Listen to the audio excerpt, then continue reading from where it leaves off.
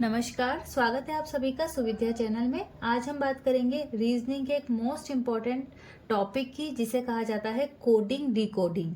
हिंदी में क्या कहा जाता है इसे? हिंदी में कहते हैं सांकेतिक भाषा। अब इसका मतलब क्या होता है कि कोई शब्द जो है उसे दूसरी कूट भाषा से समझाना ही सांकेतिक भाषा या कोडिंग डिकोडिंग कहलाता है। यानी कोई चीज है, उसके नाम को आप उसके वास्तविक नाम से न दर्शाएं और उसे किसी अन्य संकेत के माध्यम से समझाएं या बताने की कोशिश करें तो उसे कोडिंग या डिकोडिंग कहा जाएगा। उदाहरण के लिए देखिए, जैसे कि मेरा नाम है माला, है ना, और मैंने MALA नहीं लिखा और मैंने उसकी जगह मैंने लिख दिया 13-1-12-1, है ना, 131121 लिख दिया। अब आप कहेंगे कि भाई ये कोड किस हिसाब से लिखा है आपने? और मैंने कहा कि मैंने इसे इस संकेत के माध्यम से बताया है। तो जब किसी चीज का नाम उसके वास्तविक नाम के आधार पर न रखकर किसी सांकेतिक आधार पर रखेंगे तो उसे क्या कहा जाएगा? वो सांकेतिक भाषा कहलाएगी। अब यहाँ पर जनरली क्या किया जाता है एग्जाम्स में, जो अंग्रेजी वर्णमाला है उसके आधार पर कुछ कूट दिए जाते हैं। तो अंग्रेजी वर्णमाला में कूट याद होने से पहले आपको सबसे पहले तो ये समझना चाहिए कि हमें उसे नंबरिंग कैसे करनी है, यानी उसका क्रमांक कैसे बनाना है। जैसे कि अब A है, हमें पता है कि टोटल कितने अक्षर होते हैं अंग्रेजी वर्णमाला में? 26। तो A को आपको डिनोट करना होगा 1 से, B को डिनोट करना होगा 2। ऐसे ही आपको लाइन से ABCDEFGHIJKLM, M हो जाएगा 13। हम लाइन से ही लिखेंगे 1 2 3 4 5 6 7 8 9 10 11 12 13, और उसके बाद आगे ये सीरीज सेम चलती जाएगी और Z जो होगा वो क्या हो जाएगा? 26। अब ये जो अक्षर क्रम है इसे याद करने की आप एक ट्रिक भी बना सकते हैं, क्योंकि अचानक से कई बार हम इन चीज़ों को इतना लिखें और टाइम वेस्ट करें। इससे अच्छा है कि आप अक्षरों के को क्रम से याद करने के लिए कोई ट्रिक बना लें। तो ये ट्रिक जो है कुछ इम्पोर्टेंट ट्रिक के माध्यम से कि हमें हमेशा याद रहे। जैसे कि मुझे तो हमेशा याद रहता है कि M जो है 30 नंबर पर आता है ना, M जो है वो 30 नंबर पे आता है, तो दिमाग में बैठा हुआ है। अब जैसे कि ABCD तो पहला दूसरा तीसरा चौथा ये तो सभी को याद आ जाता है। अब F है, F याद रखना है, यानी 6 फिक्स, यानी F जो है वो कौन से नंबर पर है? 6 नंबर पे है। तो हम कैसे याद कर सकते हैं? 6 फिक्स S यानी SIX यानी 6, और ये F को डिनोट करेगा। इसी प्रकार हम जैसे G7 के सम्मेलन होते रहते हैं, तो G7, G को कैसे याद कर लें आप? G7 करो। उसके बाद देखो H जो है ना, ये H, ये इसको अगर आप इस प्रकार से कर दो तो वैसे भी 8 बन जाता है, 8 जैसा ही लगता है। तो H क्या होता है? 8वें नंबर पर होता है। तो H आप 8 बना के इस हिसाब से याद कर सकते हैं। I में हम हमेशा क्या बोलते हैं? आई नो, मैं जानता हूं। तो हर बार हम बोलते हैं ना आई नो, तो याद रखें I कौन से नंबर पे होता है? 90वें नंबर पर होता है। अब JK से आप जम्मू कश्मीर याद कर लें। जम्मू कश्मीर में 10-11 गोलियां तो चलती रहती हैं, तो JK जम्मू कश्मीर, और यहाँ पर क्या लिख सकते हैं आप? जम्मू कश्मीर में 10-11 गोलियां तो चलती रहती हैं। तो ये कुछ ट्रिक्स यहाँ तक में मुख्य भी अगर हम याद कर लेंगे, जैसे कि फिक्स 6 यानी F जो है 6 नंबर पे है, G7, H जो है वो 8वें नंबर पे है, आई नो, JK में 10-11 गोलियां चलती रहती हैं, L का क्या हो जाएगा? 12। इस प्रकार से ये थोड़ा बहुत आप याद कर सकते हैं। M13 एकदम बीच का अक्षर है, M13 आप याद रखें। इसी प्रकार N जो है वो 14 याद रख लें।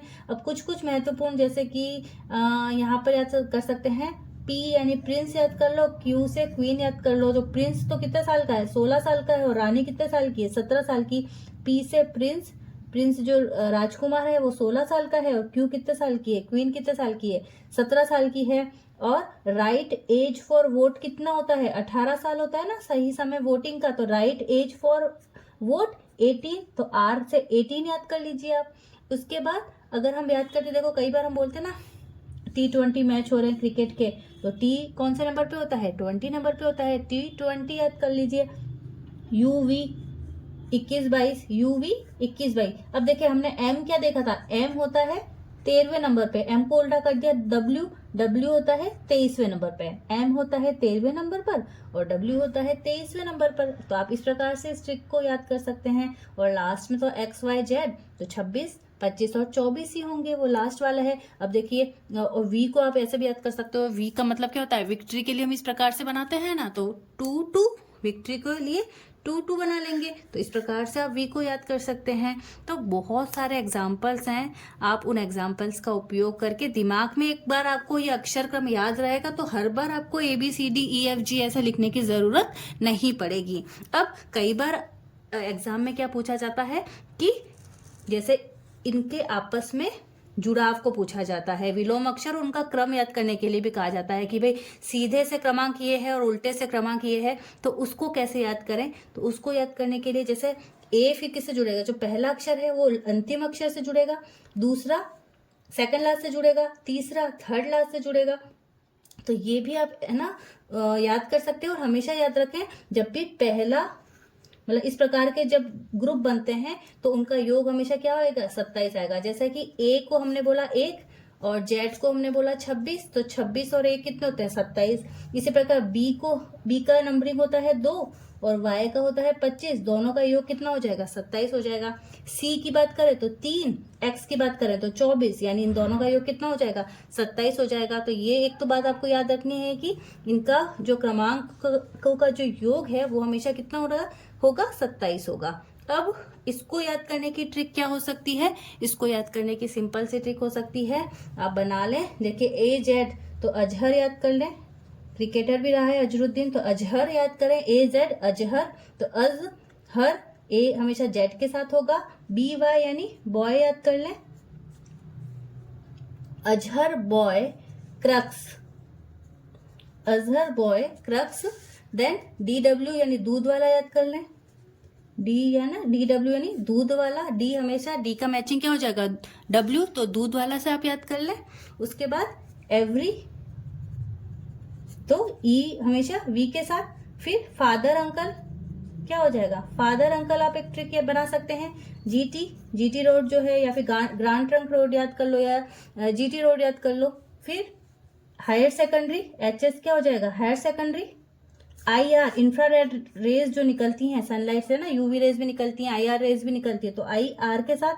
फिर जापानी क्वीन याद कर लीजिए, JQ जापानी क्वीन। देन KP आप याद कर लीजिए काला पानी से। फिर लव के लिए LOVE, तो लव का LO याद कर लें। और लास्ट कुछ भी आप याद कर लें, मालवीय नगर याद कर लें।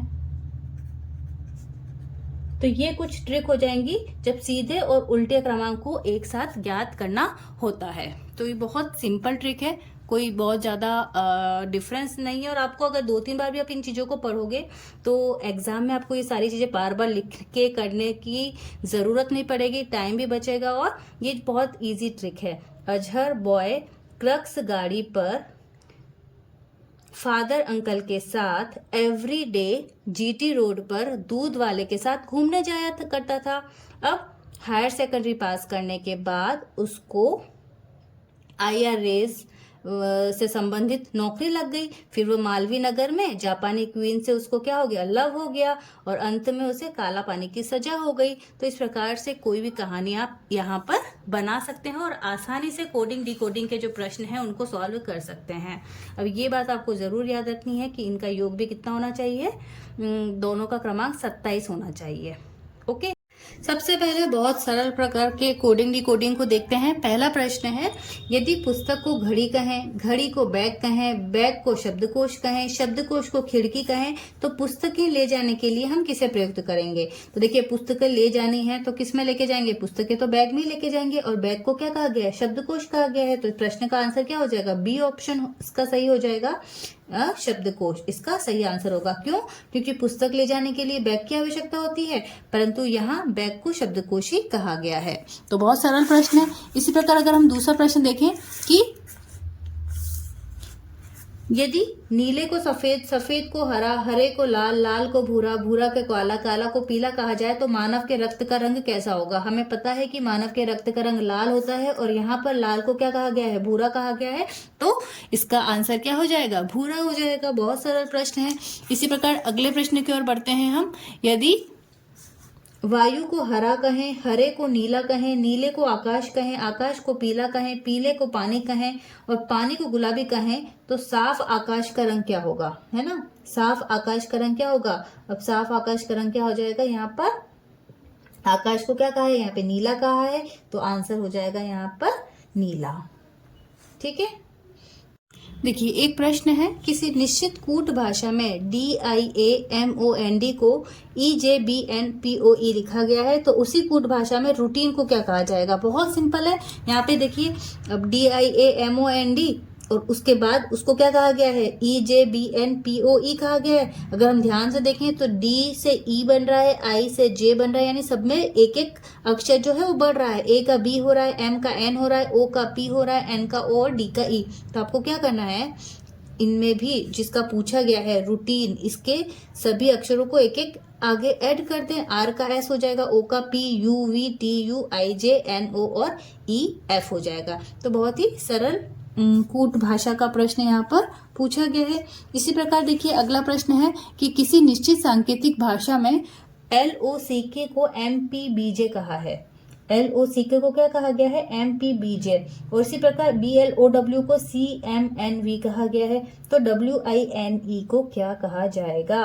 तो यहाँ पर क्या करना है आपको, कि आपको पता है कि जो कुछ जो अक्षर है शुरुआत में 2 प्लस हुए हैं, L का M हो रहा है, O का P हो रहा है, लेकिन C जो है पीछे जा रहा है, B -1 हो रहा है और K J होता जा रहा है। इसी प्रकार अगले में भी 2 प्लस और 2 माइनस हो रहे हैं। तो आपको जिसका पूछा गया है तो W के आगे प्लस कर दिया X I J, लेकिन N में -1 कर दिया, तो आंसर हो जाएगा XJMD, है ना। XJMD इसका सही आंसर हो जाएगा।